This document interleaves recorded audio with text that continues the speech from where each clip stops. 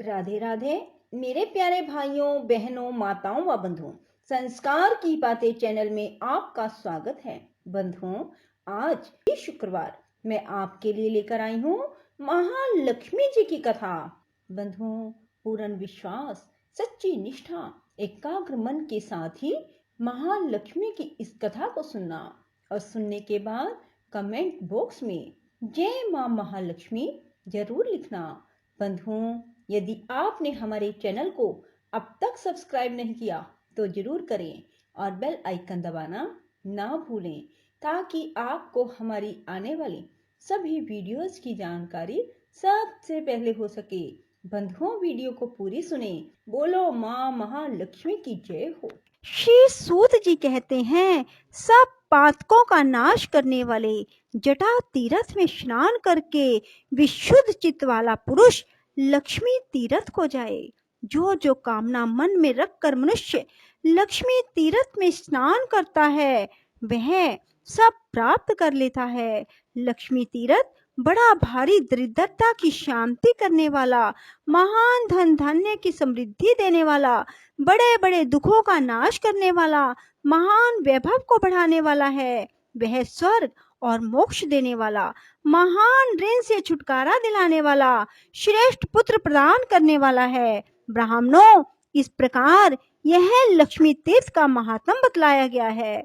इस तीर्थ में स्नान करने के बाद अग्नि तीर्थ को जाए, वह महापुण्य में और महापातकों का विनाशक है। पूर्व काल में रावण को उसकी सेना सहित मारकर विभीषण को लंका का राजा बनाकर दशरथ नंदन श्री रामचंद्र जी जब सीता और लक्ष्मण के साथ सेतु मार्ग से गंधमादन पर्वत पर आए, तब लक्ष्मी तीर्थ के किनारे ठहरकर उन्होंने देवताओं, ऋषियों और पितरों के समीप वहां अग्निदेव का आवाहन किया। तब लक्ष्मी तीर्थ से कुछ दूर पर अग्निदेव महासागर से ऊपर उठे और मानव रूपधारी श्री रघुनाथ जी को देखकर इस प्रकार बोले, राम, राक्षसों को भय देने वाले महाबाहु श्री राम, आपने जो रावण का वध किया है वह जानकी जी के पातिव्रत्य धर्म के बल से ही संभव हुआ है। यह बात सत्य है, सत्य है, सत्य है। ये साक्षात जगन माता लक्ष्मी है। इन्होंने लीला के लिए मानव शरीर धारण किया। जब आप देव शरीर में स्थित होते हैं तब ये भी दिव्य देह से आपकी सेवा करती हैं। आपने मानव शरीर धारण किया है, इसलिए ये भी मानव कन्या के रूप में प्रकट हुई हैं। आप भगवान विष्णु के शरीर के अनुरूप ही ये भी शरीर धारण कर लेती हैं। जगत स्वामिन देवादिदेव जनार्दन, आप जब जब अवतार धारण करते हैं तब तब ये आपकी सहायिका होती हैं। जब आप भृगुनंदन परशुराम के रूप में अवतीर्ण हुए थे तब ये धरणी नाम से प्रकट हुई थी। इस समय आपके साथ ये जनक नंदिनी सीता के रूप में प्रकट हुई हैं और भविष्य में जब आप श्री कृष्ण अवतार लेंगे तब ये रुक्मिणी होंगी। इसी प्रकार अन्य अन्य अवतारों में भी ये आपकी सहायिका होती हैं। अतः रघुनंदन, आप मेरे कहने से इन्हें आदर पूर्वक ग्रहण करें। अग्नि का यह वचन सुनकर देवताओं और महर्षियों ने दशरथ नंदन श्री राम और जनक नंदिनी सीता की बार बार प्रशंसा की। श्री रामचंद्र जी ने अग्नि के साक्षी देने से परम निर्मल सती साध्वी सीता को ग्रहण किया। जिस स्थान पर अग्निदेव प्रकट हुए उसी को अग्नि तीर्थ समझो। अग्नि के प्रकट होने से ही उसका नाम अग्नि तीर्थ हुआ। उस मोक्षदायक तीर्थ में भक्ति पूर्वक स्नान करके मनुष्य उपवास पूर्वक वेद वेता ब्राह्मणों को भोजन कराए, उन्हें वस्त्र और धन दे। ऐसा करने से वह सब पापों से मुक्त हो भगवान विष्णु का सायुज्य प्राप्त कर लेता है। पूर्व काल की बात है, पाटलिपुत्र में पशुमान नामक एक वैश्य रहते थे। वे सदा धर्म में तत्पर और ब्राह्मणों की सेवा में संलग्न रहा करते थे। सदा कृषि और गौ रक्षा करते हुए पशुमान बाजार की गलियों में धर्मतः सुवर्ण आदि का विक्रय किया करते थे। उनकी 3 स्त्रियां थी जो सदा पति की सेवा में लगी रहती थी। उन तीनों स्त्रियों से सुपन्य आदि 8 पुत्र उत्पन्न हुए। वे जब 5 वर्ष के हो गए तब उन्हें कर्तव्य की शिक्षा दी जाने लगी। वे धीरे धीरे खेती, गोरक्षा और व्यापार का काम भली भांति सीख गए। सुपन्य आदि 7 पुत्र पिता की बात सुनते और पशुमान जो कहते उस कार्य को तत्काल पूरा करते। उन्होंने सोने के कारोबार में भी अत्यंत कुशलता प्राप्त कर ली, किंतु वैश्य का 8वां पुत्र दुष्पन्य बचपन से ही खोटे मार्ग पर चलने लगा। वह पिता की बात नहीं सुनता था। दुष्पन्य बाल्यकाल से ही बालकों को सताया करता था। पशुमान ने उसे दुष्कर्म परायण देखकर भी यह नादान है ऐसा कहकर उसकी उपेक्षा कर दी। तदंतर वैश्य के 8 पुत्र युवा अवस्था को प्राप्त हुए। 8वां पुत्र दुष्पन्य नगर के बालकों को दोनों हाथों में पकड़ लेता और कुआं, नदी या तालाब में फेंक देता। उसके इस दुष्ट चरित्र को कोई नहीं जानता था। जल में उनका शव देखकर लोग उनका संस्कार करते थे। तब पुरवासियों ने आकर राजा से यह वृतांत निवेदन किया। उसका वचन सुनकर राजा ने ग्राम रक्षकों को बुलाया और आज्ञा दी, बालकों की मृत्यु का क्या कारण है इसका पता लगाओ। ग्राम रक्षक बालकों के मारे जाने के रहस्य का पता लगाने लगे, किंतु बहुत खोज करने पर भी उन्हें उन बाल घात का पता नहीं लगा। वे डरते हुए राजा के पास गए, बोले, महाराज, हम बहुत खोज करने पर भी यह ना जान सके कि कौन इस नगर में रहकर निरंतर बालकों की हत्या करता है। तदंतर किसी समय वह वैश्य बालक अन्य 5 बालकों के साथ कमल निकालकर ले जाने के बहाने सोवर के निकट गया। वहां उसने उन बालकों को जबरदस्ती पकड़कर पानी में डुबो दिया। वे बालक चीखते चिल्लाते रहे तो भी उस क्रूर आत्मा ने उन्हें कंठ तक पानी में ले जाकर डुबो दिया। उन सब को मरा हुआ जानकर दुष्पन्य शीघ्र अपने घर को चला गया। उन 5 बालकों के पिता अपने पुत्रों को नगर में ढूंढने लगे। वे 5 बालक अधिक छोटे नहीं थे। पानी में डाल देने पर भी वे मर ना सके। धीरे धीरे सरोवर के किनारे आ गए और वहीं घूमते रहे। इतने में ही अपने बंधुओं द्वारा नाम ले लेकर पुकारने की आवाज उन्हें दूर से सुनाई दी। तब उन्होंने भी जोर से बोलकर उत्तर दिया। बालकों की आवाज सुनकर उनके पिता सरोवर के तट पर गए। वहां उन्हें जीवित देखकर उन सबको बड़ा हर्ष हुआ। फिर पिता ने पूछा, तुम्हारी दशा क्यों हुई?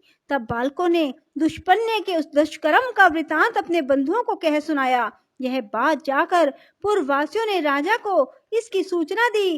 राजा ने पशुमान को बुलाकर कहा, पशुमान, यह नगर बहुत से बालकों से भरा पूरा रहा है, किंतु तुम्हारे दुरात्मा पुत्र ने इसे प्राय सूना कर दिया। अभी अभी इन बालकों को उसने जल में डुबो दिया था, परंतु दैव योग से जीवित निकल आए। बताओ इस समय क्या करना चाहिए? मैं तुम्ही से पूछता हूँ, क्योंकि तुम सदा धर्म में तत्पर रहते हो।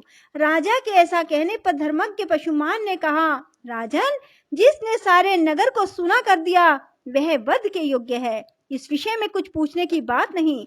यह अत्यंत पाप आत्मा मेरा पुत्र नहीं, शत्रु ही है, जिसने इस नगर को बालकों से खाली कर दिया। उस दुष्ट के उद्धार का मुझे कोई उपाय नहीं दिखाई देता। मैं सच कहता हूँ, इस दुष्ट आत्मा को प्राण दंड दिया जाए। पशुमान का यह वचन सुनकर समस्त पूर्ववासी पशुमान की प्रशंसा करते हुए राजा से बोले, महाराज, इस दुष्ट को मारा ना जाए, अपितु चुपचाप नगर से निकाल दिया जाए। तब राजा ने दुष्पुण्य को बुलाकर कहा, ओ दुष्ट आत्मन, तू शीघ्र हमारे राज्य से बाहर चला जा।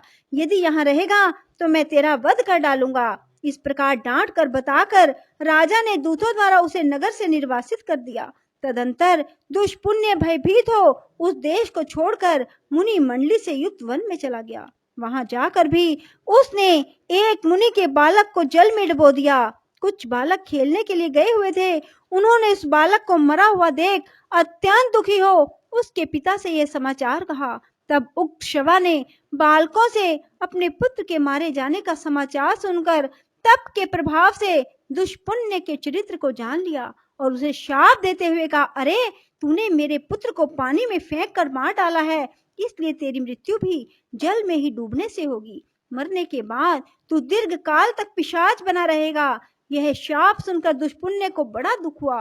वह उस वन को छोड़कर सिंह आदि क्रूर जंतुओं से युक्त दूसरे भयंकर वन में चला गया। वहां बड़े जोर की वर्षा और आंधी चलने लगी। दुष्पुण्य ने देखा एक मरे हुए हाथी का सूखा कंकाल पड़ा है। उस समय आंधी और प्रचंड वर्षा के कष्ट को ना सह सकने के कारण वह उस हाथी के पेट की गुफा में घुस गया। फिर बड़ी भारी वर्षा हुई। जल का महान प्रवाह हाथी के पेट में भी भर गया। हाथी का शव उस महाप्रवाह में बहते बहते समुद्र में चला गया। दुष्पुण्य उस जल में डूबकर क्षण भर में प्राणहीन हो गया। मृत्यु के बाद उसे पिशाच की योनि मिली। भूख प्यास से पीड़ित होकर वह भयानक रूपधारी पिशाच अनेक प्रकार के दुख सहता हुआ गहन वन में रहने लगा। एक वन से दूसरे वन में दौड़ता और कष्ट भोगता हुआ वह क्रमशः दंडक अरण्य में आया। वहां उसने उच्च स्वर से पुकार लगाई, हे तपस्वी महात्माओं, आप लोग बड़े कृपालु और सब प्राणियों के हित में तत्पर रहने वाले हैं। मैं दुख से अत्यंत पीड़ित हूँ, अतः मुझे अपनी दया दृष्टि से अनुग्रहित करें। पूर्व काल में मैं पाटलिपुत्र नगर में पशुमान का पुत्र दुष्पुण्य नामक वैश्य था। उस समय मैंने बहुत से बालकों की हत्या की। अब मैं पिशाच योनि को प्राप्त हुआ हूँ। भूख प्यास सहन करने की मुझ में शक्ति नहीं रह गई, अतः आप लोग कृपा करके मेरी रक्षा करें। तपोधनो, जिस प्रकार मैं पिशाच योनि से छूट जाऊं वैसा प्रयत्न करो। पिशाच का यह वचन सुनकर तपस्वी मुनियों ने महर्षि अगस्त्य जी से कहा, भगवान, इस पिशाच के उद्धार का कोई उपाय बताओ। तब अगस्त्य जी ने अपने प्रिय शिष्य सुतीक्ष्ण को बुलाकर कहा, वत्स सुतीक्ष्ण, तुम शीघ्र गंधमादन पर्वत पर चले जाओ। वहां सब पापों का नाश करने वाला महान अग्नि तीर्थ है। महामते, उस पिशाच के उद्धार के उद्देश्य से तुम उस तीर्थ में स्नान करो। अगस्त्य जी के ऐसा कहने पर सुतीक्ष्ण जी गंधमादन पर्वत पर चले गए और अग्नि तीर्थ में जाकर पिशाच के लिए स्नान का संकल्प करके वहां उन्होंने 3 दिन तक नियम पूर्वक स्नान किया। फिर रामनाथ आदि तीर्थों का सेवन और स्नान करके श्रेष्ठ ब्राह्मण सुतीक्ष्ण जी अपने आश्रम पर लौट आए। उस तीर्थ में स्नान के प्रभाव से वह पिशाच शीघ्र ही दिव्य देह को प्राप्त हुआ और सुतीक्ष्ण, अगस्त्य और अन्य तपोधनों को बार बार प्रणाम करके उनकी आज्ञा ले प्रसन्नता पूर्वक स्वर्गलोक को चला गया। बोलो लक्ष्मी माता की जय हो। राधे राधे। जय श्री कृष्णा। बंधुओं, यदि आपको हमारी वीडियो पसंद आए तो इसे लाइक करें और शेयर भी जरूर करें। धन्यवाद।